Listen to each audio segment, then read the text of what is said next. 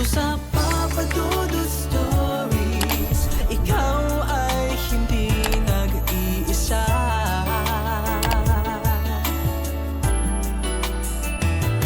Dito sa Papa Dudut Stories, may nagmamahal sa'yo. Papa Dudut Stories, Papa Dudut Stories. Dear Papa Dudut, sa lahat po ng mga nakatutok ngayon, huwag pong kalimutan mag-like, mag-share at mag-subscribe. Maraming salamat po sa inyong lahat.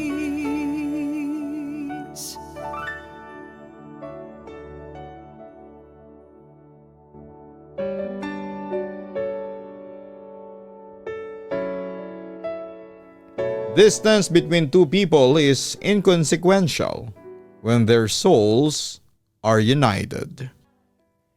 Yan ang isa sa mga nabasa kong quotes noon na tumatak sa buong buhay ko. Dahil hindi ko akalain na mai-in-love ako sa isang babaeng nasa malayo at telepono lamang ang nag-uugnay sa aming dalawa. Pero bago ako magsimula ay nais ko muna kayong batiin ng isang pinagpalang gabi sa iyo, Papa Dudut, at sa mga libo-libo mong tagapakinig.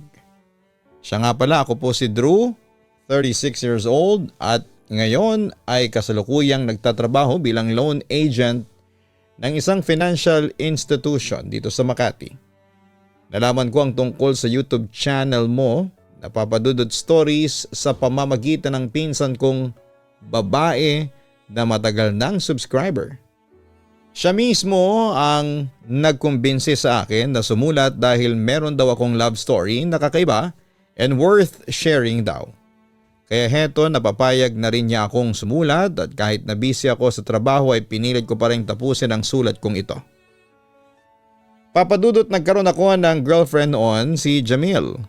Nakilala ko siya sa isang fast food chain kung saan isa siyang service crew. Nang mga panahong yon ay isa naman akong messenger ng isang kumpanya. And to make the story short ay naging magkaibigan kami ni Jamil hanggang sa nauwi kami sa pag-iibigan. Papa Dudut, at the same time I was convinced na si Jamil na talagang babaeng nakalaan para sa akin. We even planned our wedding and our future. Pero matapos ang ilang taong relasyon namin ay nagpasya si Jamil na mag-ibang bansa. Doon ay naging domestic helper siya sa Jeddah habang ako naman ang mga panahong yon ay nakapasa sa scholarship program ng isang foundation at nagpatuloy ako sa pag-aaral sa kolehiyo. Papa Dudut, maraming pagsubok na ang dumating sa relasyon namin ni Jamil. Simula nung nagkahiwalay kami, nahirapan talaga kami sa long distance relationship. Pero nakaya namin yon dahil na rin sa determinasyon naming isalba ang aming relasyon. Samantala isang araw, "Hello Jamil?" Nasasabi kong sabi sa aking girlfriend na nasa kabilang linya. "Anong ginagawa mo ngayon?" Malambing na tanong niya sa akin. "Eto, nag-review ako para sa final exams namin bukas." Sagot ko naman sa kanya. Napahagighik si Jamil sa kabilang linya. "Nako, mukhang naistorbo pa yata kita." "Naku, hindi Jamil, sa katunayan nga naghahanap ako ng inspirasyon ngayon para makapag-review ako ng maayos. Buti nga tumawag ka, at least confident na akong mapiperfect ko na ang exams namin. May inspirasyon na kasi ako sa pag-review." Sabi ko naman sa kanya. "Kumusta ka na dyan sa Jeddah?" Tanong ko pa sa kanya. "Eto, ayos lang. Mabait naman ang mga amo ko, lalo na yung anak nilang lalaki. Alam mo ba, madalas akong bigyan ng allowance na pang shopping." Natutuwang balita pa niya sa akin. "Talaga? Ang swerte mo naman kung ganun. Masaya ako noon para sa aking girlfriend. Ikaw, kumusta naman ang pag-aaral mo dyan sa Maynila? Balita ko kay Ryan dinslister ka." Pagbati pa niya sa akin. "Salamat. Tama ka. Dinslister nga ako. Alam mo naman kailangan ko magsumikap sa pag-aaral. Para kapag nakatapos ako hindi ka na magtrabaho dyan bilang domestic helper sa Jeddah. At saka para sigurado na ang future nating dalawa." Ang sabi ko sa kanya. Jamil, namimiss na kita." "Ako nga rin namimiss na rin kita. Segunda ni Jamil. Gusto ko na nga matapos itong kontrata ko para makasama na kita. Drew, ako pa rin ba nag-iisang babae dyan sa puso mo? Agad ko naman siyang binigyan ng kasagutan. Oo naman, alam mo namang ikaw lang ang mahal ko, hindi ba? Teka, bakit mo ba naitanong yan ha, Jamil? Siyempre, malayo ako sa'yo. Baka naman may iba ka ng girlfriend dyan, katwiran niya sa akin. Natawa lamang ako sa kanyang sinabi. Jamil, wala akong ibang babae rito maliban sa'yo. Ikaw lang ang loves ko. At saka ikaw lang yung gusto kong mapangasawa. Alam mo Jamil, marami na akong plano para sa atin. Paniniguro ko sa kanya. Talaga ba?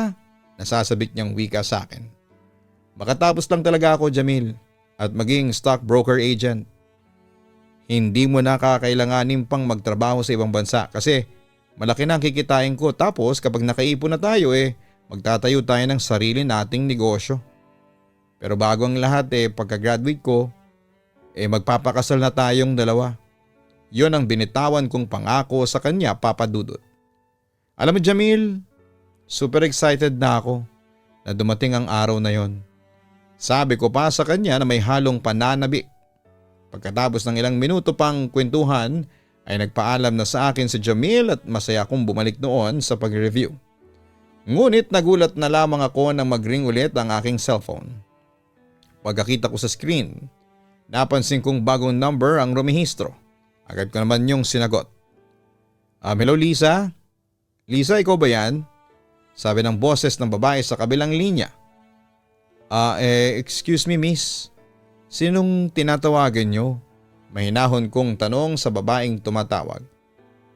Si Lisa, nandyan ba siya? Nahihiyang sagot niya sa akin.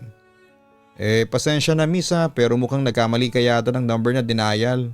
Walang Lisa rito at saka cellphone number ko ito. Ang sabi ko naman sa babaeng tumawag. Pasensya na pero wrong number. Hello? Nahihiyang wika ng babae sa kabilang linya. Marami ka bang ginagawa? Gusto ko kasing may makausap ngayong gabi, ang sabi niya. Nag-review kasi ako ngayon para sa exams ko bukas. Inform ko noon sa babae. Ganun ba? Naku, pasensya na ha. Nakakastorbo pala ako sa iyo. Malungkot niyang sabi sa akin at akmang ibababa na ang phone, pero sa hindi malamang kadahilanan ay pinigilan ko siya. Naku, hindi, actually pwede ko namang ipagpaliban saglit yung pagre-review ko. At saka patapos na rin naman ako. Nga pala ako si Drew, pakilala ko. Nahiya naman siyang sumagot. Ako naman si Therese. Taga saan ka? Taga Ormoc. Pero dito ako nagdo-dorm sa Maynila, sagot ko. Talaga? Ano naman ang pinag-aaralan mo? Economics ang kinuha kong kurso. Economics? Wow! Matalino ka siguro. Baka sa boses niya noon ang labis na pagkamangha. Hindi naman gaano, pero dean's lister ako. Nahihiya akong sagot sa kanya. See? Matalino ka talaga. Curious lang ako. Bakit naman economics ang kinuha mong kurso? Tanong niya pa sa akin. Napangiti naman ako. Siyempre pangarap ko kasing maging mayamang negosyante. Gusto ko kasing maging stockholder ng isang malaking kumpanya. Madali kasing yumaman doon. Inform ko pa sa kanya. Ikaw, nag-aaral ka pa rin ba? Oo, nag-aaral pa rin ako kaso special school. Visually impaired kasi ako. Nga pala, education ang kinukuha ko kasi pangarap ko maging teacher sa mga visually impaired na katulad ko. Kwento niya sa akin. Ganon ba? Alam mo napahanga mo ako sa mga sinabi mo. Natutuwa kong sabi sa kanya. Hindi naman makapaniwala si Therese sa aking sinabi. Talaga? May palagay naman ako na magkakasundo tayong dalawa. At saka mukhang masaya kang kausap, ang sabi ko ulit sa kanya. So pwede ba tayong maging phone pals? Masaya niyang tanong sa akin. O naman Therese, phone pals na tayo simula ngayon. Masaya ko ring balita sa bago kong kaibigan. Papadudot simula noon ay naging mag-phone pals na kami ni Therese. Madali ko naka-vibe si Therese dahil cheerful siya. Bubbly, friendly at optimistic. At dahil kay Therese kaya nawawala ang pangungulila ko sa girlfriend ko. Masaya kasing kausap si Therese bukod sa magaling siyang magsimula ng usapan. Papadudot dumating ang panahon at mas lumalim pa ang friendship namin ni Therese. Ng mga panahong yon ay nasasabi ko na sa kanya ang mga personal na bagay tungkol sa akin.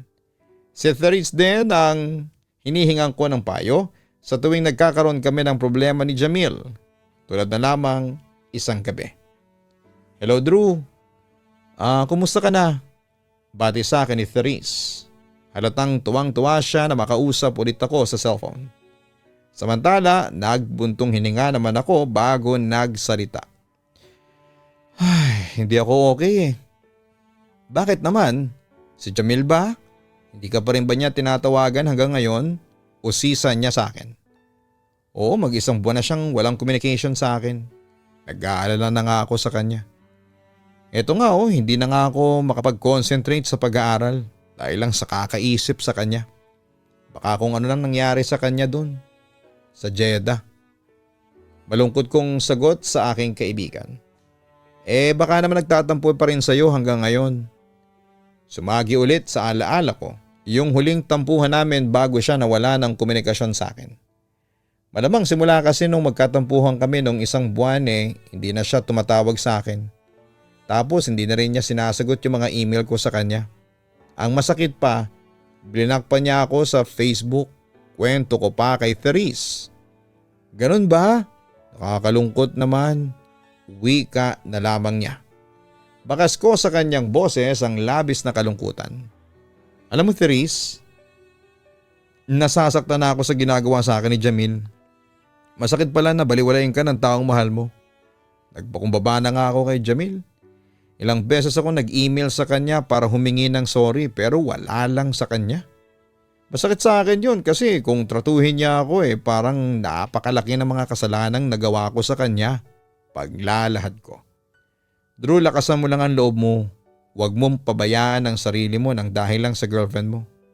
Huwag mong pabayaan ang pag-aaral mo at saka malay mo, kausapin ka ulit ni Jamil. Huwag kang mawala ng pag-asa Drew." Payo pa niya sa akin. Ikaw, kumusta ka na?" Agad naman siya nag-response sa akin. "Eto, tulad ng nararamdaman mo nasasaktan din ako sa mga oras na ito. Pero nilalakasan ko na lang ang loob ko. Alam mo ba, kanina nag-aaway sina nanay at tatay. Nakumpirma kasi ni nanay na may ibang babaeng nabuntis si tatay. Ayun, nag-impake si tatay kanina at sasama na raw sa kabit niya.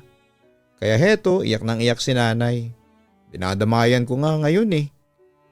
"Ganun ba?" Nalungkot naman ako. Napagtanto kong pareho pala kaming malungkot at nasaktan ni Therese ng mga sandaling yon. Sa totoo lang naiisip ko na siguro blessing na rin yung pag-alis ni tatay sa bahay namin. Kasi kung palagi siyang naririto sa bahay, palagi na lang niyang pinagbubuhatan ng kamay si nanay. Tapos kamalas-malasan pa pati ako sinasaktan din ni tatay. Kaya nga para akong nabunutan ng tinik sa lalamunan sa pag-alis ni tatay. Yun nga lang syempre si nanay nasasaktan pa rin kasi mahal na mahal niya si tatay. Kwento pa niya sa akin. Buti naman at nanatiling matatag ka pa rin sa kabila ng mga maraming pagsubok na dumarating sa buhay mo. Ang sabi ko naman sa kanya. Isa talaga sa hinahangaan ko kay Therese ay ang pagiging matapang at matatag. Kung tutuusin kasi mas marami pa siyang pagsubok na pinagdaraanan kesa sa akin. Kailangan kong maging matatag kasi hindi ba? Bulag na nga ako tapos hindi pa ako lalaban sa mga pagsubok. Ano na lang ang mangyayari sa akin? Kinakawawa ko lang ang sarili ko. Katwiran pa niya sa akin. Ikaw Drew, sinasabi ko sa iyo, magpakatatag ka ha. Simple pa lang yung problema mo kumpara sa iba pero sila nananatiling matapang. Kahit na mas mabigat pa ang problema nila kaysa sa iyo. Pagpapatuloy pa niya. At dahil naman kay Therese kaya nagkaroon pa rin ako ng pag-asa sa girlfriend ko. Tama ka. Sige, tatatagan ko ang sarili ko. Hindi rin ako susuko sa pag-i-email kay Jamil hanggat hindi siya nag-respond sa akin. Papadudod si Therese ang naging karamay ko sa mga panahong down na down ako dahil sa mga problema ko. Dahil kay Therese kaya naging matatag ako sa kabila ng pagdating ng mga pagsubok sa buhay ko. Kaya nga sobra ang paghangang ibinigay ko kay Therese dahil kaya niyang pagaanin ang kalooban ko. Samantala sa kabila ng pagtibay ng friendship namin ni Therese ay siya namang pagtamlay ng relasyon namin ni Jamil. Papadudot ginawa ko ang lahat para isalba ang relasyon namin. Pero sa kasamaang palad ay bumitaw si Jamil sa pakikipaglaban sa relasyon namin. Drew, gusto ko na makipag-break sa'yo. Diretsang wika ni Jamil sa akin sa kabilang linya. Ano? Pero bakit? Jamil naman. Gusto kong tumutol noon sa kanyang sinasabi. Narealize ko na hindi na mag-work ang relasyon natin kung palagi na lang tayong ganito. Drew, gusto kitang makasama pero magkalayo tayong dalawa. Hindi kita mayakap. Hindi kita mahalikan. Gusto kitang makasama pero hindi po pwede kasi magkalayo tayong dalawa. Nakakasawa na yung ganitong setup, Drew. Katwiran pa niya sa akin. Pero nangako tayo sa isa't isa, hindi ba? Nangako tayo na magmamahalan tayo at magkasama habang buhay.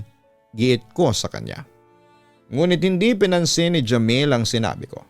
Para bang wala na siyang pakialam pa kahit na masaktan pa ang kalooban ko. Pero ang tanong, magkasama ba tayong dalawa ngayon? Hindi. At saka hindi ka ba nagtataka kung bakit palagi na lang tayong nagkakatampuhan dahil yun sa setup nating dalawa. Drew, hindi ako maligaya sa sitwasyon natin. Ayaw ko na. Diretsa niyang sabi sa akin. Samantala ay hindi ko na napigilan noon ang pagdaloy ng emosyon ko. Napaiyak na ako noong oras na yon. Dahil lang doon ay makikipaghiwalay ka na sa akin? Jamil naman, bakit ka naman ganyan? Teka, baka naman kaya ka nakikipaghiwalay sa akin may bago ka nang minamahal dyan. Wala Drew, wala. Deny niya sa akin. Hindi kasi ako makapaniwala na basta-basta mo na lang akong iiwanan. Jamil, alam ko na may iba ka pang dahilan. Nararamdaman ko yun. Sabi ko sa kanya. Wala na akong iba pang dahilan bukod sa hindi na ako maligaya pa sa relasyon natin. I'm sorry. Pero hanggang dito na lamang ang relasyon natin, Drew. Insist pa niya. Jamil, please naman. Huwag ka namang makipag-iwalay sa akin oh. Mahal na mahal kita. Nagmamakaawa kong sabi sa kanya. Hindi pa kasi ako handa at kahit kailan ay hindi kasi sumagi sa isipan ko na mangyayari ang ganitong eksena. Ang buong akala ko kasi ay si Jamil na ang babaeng nakalaan para makasama ko sa panghabang buhay. I'm sorry Drew pero yun lang ang tinawag ko sa iyo. Huwag kang mag-alala, ipagdarasal pa rin kita na sana'y maging matagumpay ka sa buhay at sana'y makahanap ka kaagad ng babaeng higit pa sa akin. Sabi na lamang niya sa akin bago naputol ang aming linya. Samantala ng araw ding iyon ay tinawagan ko si Therese para ikwento sa kanya ang aking heartbreak. Sabi niya sa akin hindi na raw siya masaya sa relasyon namin. Pero Therese, malakas ang kutob ko na may iba pang dahilan kaya siya nakipaghiwalay sa akin. Narinig ko namang huminga ng malalim si Therese sa kabilang linya bago nagsalita. Drew, kung nakipaghiwalay na siya sa iyo, dapat mo na siyang kalimutan. Tanggapin mo na lang ang katotohanan. Wika niya sa akin. Hindi ko kayang tanggapin. Siguro matatanggap ko pa kung sinabi niya sa akin yung totoong dahilan kaya siya nakipaghiwalay. Kaso hindi Basta-basta na lang niya akong iniwanan. Katwiran ko kung bakit ayaw ko pang bitawan si Jamil. Grabe naman pala yang si Jamil. Pero Drew, kung yun talaga ang desisyon niya na makipaghiwalay sa iyo ay irespeto mo na lang. Aniya. Ngunit tumutol ako noon sa kanyang sinabi. Hindi ganun kadaling tanggapin ang lahat. Hindi ko siya kayang i-give up. Naintindihan kita, alam mo ba, ganyan din yung nangyari sa akin noon. Hindi ba naikwento ko na sa iyo dati si Ryan? Tanong niya sa akin. Bumalik naman sa aking alaala ang ikinuwento sa akin ni Therese na pakikipag-break niya sa kanyang ex-boyfriend. Oo, natatandaan ko yun. Tugon ko pa sa kanya. Nagkwento naman si Therese pagkatapos. Katulad ng sinapit mo ngayon, iniwan din ako ni Ryan ng walang malinaw na dahilan. Basta ang sabi lang niya sa akin, hindi na siya masaya. Siyempre masakit yun sa akin. At Nagmakaawa ako noon sa kanya na huwag niya akong hiwalayan. Ang ending ayun, hiniwalayan pa rin niya ako at pinagpalit sa ibang babae. Duro nung una, walang araw at gabi akong hindi umiiyak sa kakaisip kay Ryan, pero na-realize ko rin na bakit ba ako magpapakaloka sa kanya? Bakit ba ako iiyak sa kanya? Bakit ko hahayaang maging malungkot ang sarili ko habang siya ay masaya na sa piling ng iba? Kaya ang ginawa ko sinubukan ko mag-move on. Pero hindi ganun kadali na mag-move on. Ang sabi ko naman sa kanya, oo, hindi madali ang mag-move on. Pero kung desidido kang mag-move on, makakalimutan mo din yung taong nagpasakit sa iyo. Drew, sige, subukan mo pa siyang suyuin at kulitin na makipagbalikan siya sa iyo. Pero kung sa tingin mo wala nang pag-asa pang magkabalikan kayo, bakit mo ipagsisiksikan ang sarili mo sa kanya? Magkaroon ka ng respeto sa sarili mo. Mahalin mo muna ang sarili mo bago ka magmahal ng iba. Payo pa niya sa akin. Papadudot ng mga panahong yon bagsak na bagsak ako dahil sa pakikipaghiwalay sa akin ni Jamil. Pero sandali ko lang ininda ang sakit dahil agad akong iniligtas ni Therese. Siya ang nagpalakas ng loob ko. Siya ang naging karamay ko sa pag-iyak ko at pangungulila kay Jamil. Ginawa niyang lahat para maibsan ang kaunti ang sakit sa dibdib ko. At nagtagumpay naman siya, papadudot, dahil madali akong nakamove on sa heartbreak ko. Sa kabilang banda ay doon ko na-realize ang kahalagahan ni Therese sa buhay ko. Kaya nga labis ang pasasalamat ko noon sa Diyos. Dahil binigyan niya ako ng isang mabuting kaibigan na katulad ni Therese. Papadudot, dahil kay Therese kaya ako nakalimutan kaagad si Jamil. At madali akong nakamove on at samantala'y bumawi din ako sa mga kabutihan sa akin ni Therese dahil dinamayan ko rin siya sa mga oras na kailangan niya ng tulong tulad na lamang isang gabi. Tumawag sa akin si Therese para ibalita na kamamatay lang ng mama niya noong isang araw. Nang marinig ko yon ay sobra talaga akong nalungkot para sa kanya. Alam mo, nalulungkot pa rin ako sa pagkamatay ng nanay mo. Alam mo, ganyan din yung naramdaman ko nung mamatay si mama. Masakit talaga sa una pero masusurvive mo rin. Payo ko naman sa kanya. Hoping na mapapalakas ko ang kanyang loob sa panahong yon. Drew, maraming salamat sa pakikiramay mo sa akin, ha. Alam mo, kung wala ka siguro iyak ako ng iyak ngayon. Malungkot na sabi niya sa akin. Therese, hindi ba sinabi ko sa iyo magpakatatag ka? Ikaw ang nagturo sa akin nun. Narinig ko naman ang pagsang-ayon ni Therese sa sinabi ko. Oo, heto nga pinipilit kong magpakatatag. Iniisip ko na lang na masaya si nanay saan man siya naroroon. Saan ka na ngayon nakatira? Nag-aalalang tanong ko sa kanya. Narito na ako ngayon sa pangangalaga ng tita ko sa Surigao, sagot niya. Sayang naman. Gusto sana kitang puntahan dyan kaso masyadong malayo ang distansya natin. Nasa Maynila ako, ikaw nasa Surigao. Nangihinayang kong sabi sa kanya. Pero parang magkalapit na rin tayo, no? Kapag magkausap tayong dalawa sa cellphone. Wika naman niya sa akin. Pero alam mo ba? Nag-iipon na ako ng pera para makapunta dyan sa Surigao.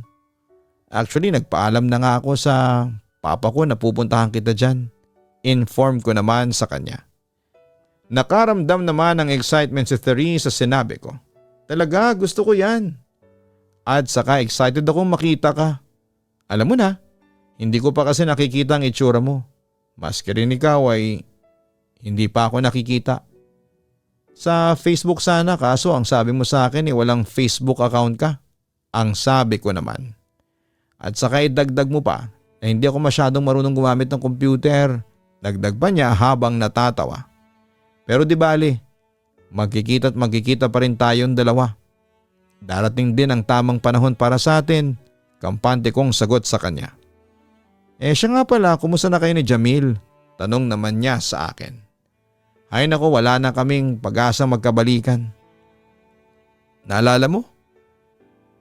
Nagme-message ako sa kanya. Kahit nga sa email, ginawa ko na rin. Pero wala. Tama ka, meron na siyang ibang mahal.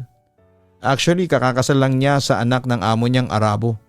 Masaya na si Jamil sa buhay niya. Ang kwento ko sa kanya. Ang tanong tanggap mo naman ba? Mabilis naman akong sumagot sa katanungan niya. Oo naman, tanggap ko na ang katotohanan. Kaya wala na akong hurt feelings ngayon. Therese? O bakit Drew? I love you. Bigla kong nasabi sa kanya. Ewan ko ba Papa Dudut pero hindi ko na kontrol noon ang pagdulas ng aking dila. Ha? Anong sabi mo? At dahil sa too late na para baguhin ang aking statement ay nakaisip na lamang ako ng magandang katwiran. O bakit parang nagulat ka pa? Bakit wala bang karapatang magsabi ng I love you sa isang kaibigan? Besides, ang maraming ibig sabihin ng I love you no? Merong I love you para sa syota, sa kaibigan, sa magulang, sa kapatid, sa anak. Natawa naman si Therese sa katwiran ko. Ginulat mo ako dun ha. Sige na nga, I love you na rin. O ayan, tumatawa ka na. At least napasaya naman kita. Natatawa ko ring sabi sa kanya. Alam mo dahil sa iyo nakalimutan ko ang lungkot ko. Sumasaya talaga ako kapag kausap kita. Drew, salamat ha. Sinserong wika niya sa akin. Wala yun Therese, basta ikaw kaibigan. Ang sabi ko naman sa kanya ng gabing yon. Papa Dudut, at that point ay inamin ko na nahuhulog na ang loob ko kay Therese kahit na sabihin kasing hindi pa kami nagkikita ng personal. Oo, na in love ako sa kanya kahit na hindi ko pa nakikita kung ano ang itsura niya. Samantalang na mga panahong yon ay hindi naman importante sa akin ang itsura. Kaya masasabi kong tanggap ko. Kahit ano pa ang itsura ni Therese. Papa Dudut, nagpatuloy ang friendship namin ni Therese at sa pagdaan ng araw ay mas lalong tumindi ang pagmamahal ko sa kanya. Pero isang araw ay isang tawag mula kay Therese ang nagpagulantang sa akin. Drew, I'm sorry pero ito na ang huling tawag ko sa iyo. Nagulantang naman ako sa aking narinig. Ha bakit? Therese, bakit? Teka, akala ko ba magkaibigan tayo? Akala ko ba wala tayong iwanan? Nagtataka kong sabi sa kanya habang pinapaalala ko sa kanya ang pangako namin sa isa't isa na walang iwanan. Patawarin mo ko pero hindi ko na matutupad yun. Umiiyak na tugon pa ni Therese sa akin. Pero bakit nga Therese? Bakit? Git ko sa kanya. Hindi ko pwedeng sabihin ang dahilan. Baka kasi lalo kang mag-alala sa akin. Katwiran niya. For heaven's sake Therese, sabihin mo naman sa akin ang totoo. Ano bang dahilan bakit agad-agad naman ang desisyon mong itigil na ang tawagan natin? Giit ko naman. Drew, nagpapasalamat ako sa 8 buwan nating pagiging magkaibigan sa cellphone. Pero ayaw ko mang gawin ito ay kailangan. Kailangan kong magsakripisyo. Naiiyak niyang sagot sa akin. Therese, nasasaktan ako sa ginagawa mo. Alam mo kung bakit? Mahal lang naman kasi kita. Pagtatapat ko sa kanya. Oo, maaring hindi pa tayo nagkikita ng personal. O maaring hindi ko pa nakikita ang itsura mo pero yung mga nararamdaman ko hindi ako pwedeng magkamali. Therese, mahal kita. Giit ko pa sa kanya. Patawarin mo ako pero hindi ko mapapantayan yung pagmamahal mo sa akin. Malungkot niyang sagot sa akin. Hindi ko naman hinihingi sa iyo na mahalin mo rin ako. Pero kahit man lang sana kaibigan, ayos na sa akin yun. Yung nag-uusap tayong dalawa sa phone. Basta wag mong ititigil ang tawagan nating dalawa. Pakiusap ko naman sa kanya na sana'y magbago ang isipan niya at hindi niya ako tuluyang iwanan. Kaso Drew, hindi na talaga po pwede. Hanggang dito na lang tayo. Salamat sa lahat-lahat. Makakahanap ka pa ng phone pal ng higit sa akin. Makikita mo rin ang babaeng nagmamahal sa iyo ng tama. Sa tamang panahon. Pagkatapos noon ay nagpaalam na siya sa akin at yun na. Ang huling beses na maririnig ko ang kanyang boses. Papa Dudut, pagkatapos noon ay araw-araw na akong umiiyak. Hindi ko kasi matanggap ang nangyari kaya madalas kong tawagan si Therese pero madalas na niyang nire-reject ang mga tawag ko. Hanggang sa dumating na nga ang panahong tuluyan nang nawala ang komunikasyon namin dahil naging unattended na ang cellphone number niya. Samantala sa pagkawala ni Therese sa buhay ko ay unti-unting nawala ang interes ko sa paligid. Bagamat nagko-concentrate ako noon sa pag-aaral pero masasabi kong naging malungkot na ang buhay ko. Nawala na ako ng sigla at naging negatibo na ang pananaw ko sa mundo. Tumagal pa ng ilang buwan ang pangungulila ko kay Therese hanggang isang araw. Hello? Si Therese po? Tanong ko sa matandang babaeng sumagot sa kabilang linya. Pwede po ba siyang makausap? Drew, wala na si Therese. Sagot naman sa akin ang matandang babae na nagpakilala noon bilang tita ni Therese. Ha, ano pong ibig ninyong sabihin? Nagulantang ako noon sa narinig ko at aaminin kong nanginginig ang buong katawan ko dahil sa sobrang takot noon. Wala na ang pamangkin ko. Hindi na siya babalik, patay na si Therese. Kakalibing lang niya kahapon. Inform sa akin ang tita ni Therese. Sa puntong yun ay napaiyak na ako sa sobrang pagkagulat at pagdadalamhati. Totoo po ba yung sinasabi ninyo? Oo, patay na ang pamangkin ko. Namatay siya sa sakit na HIV.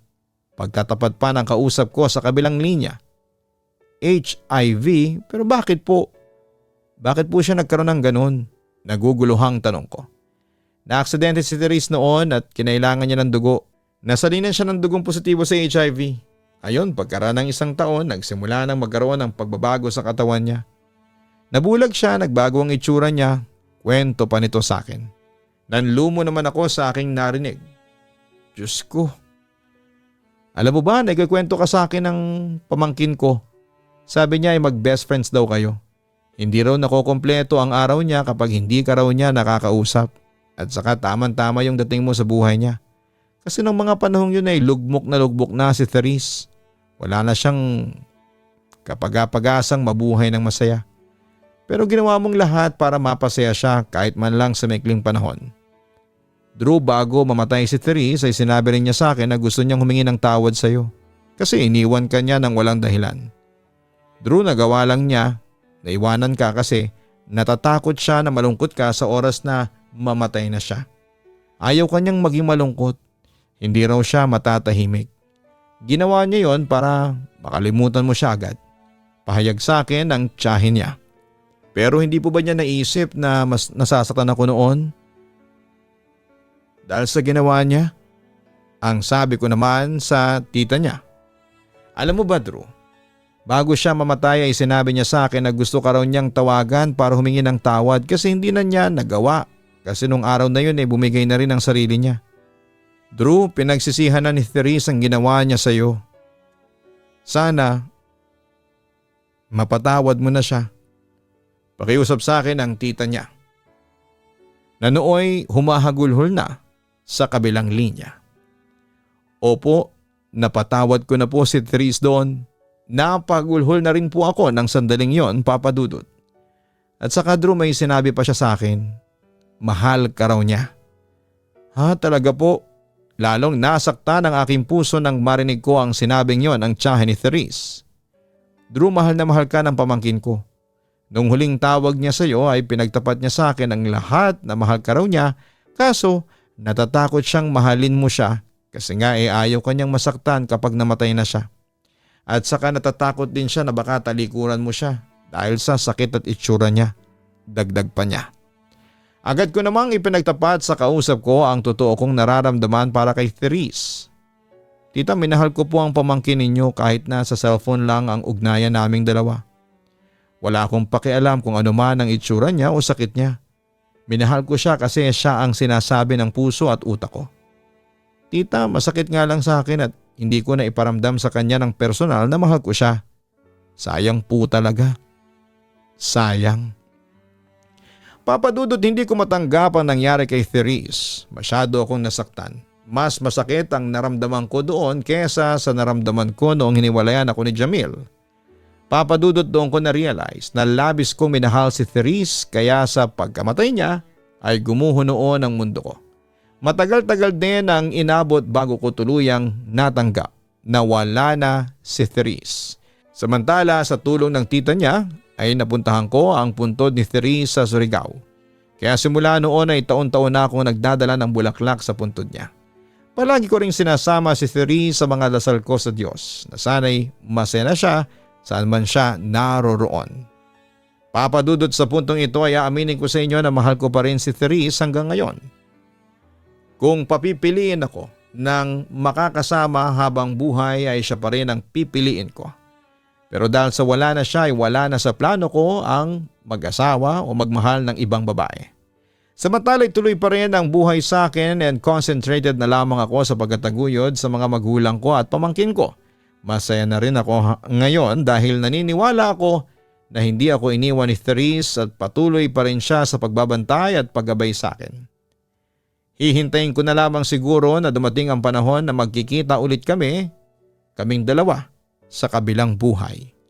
Papa Dudut, hanggang dito na lamang po ang liham ko at sana'y nabasa niyo po ito at may upload sa inyong YouTube channel para mapakinggan ko. Muli ay maraming salamat. God bless sa inyong lahat and more power sa inyo, Papa Dudut. Lubos na gumagalang, Drew.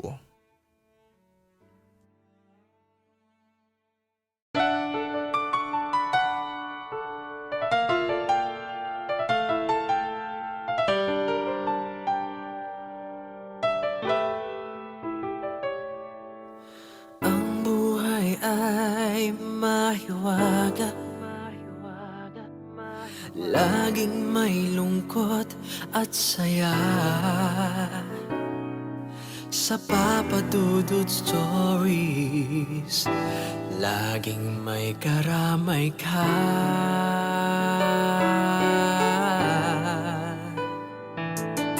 Mga problemang kay bigat, dito ay pakikinggan ka.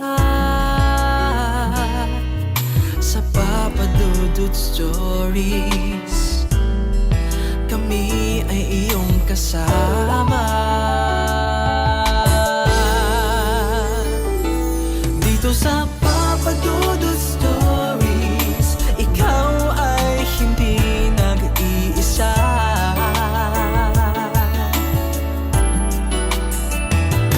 Dito sa Papa Dudut Stories, may nagmamahal sa'yo. Papa Dudut Stories, Papa Dudut Stories, Papa Dudut Stories.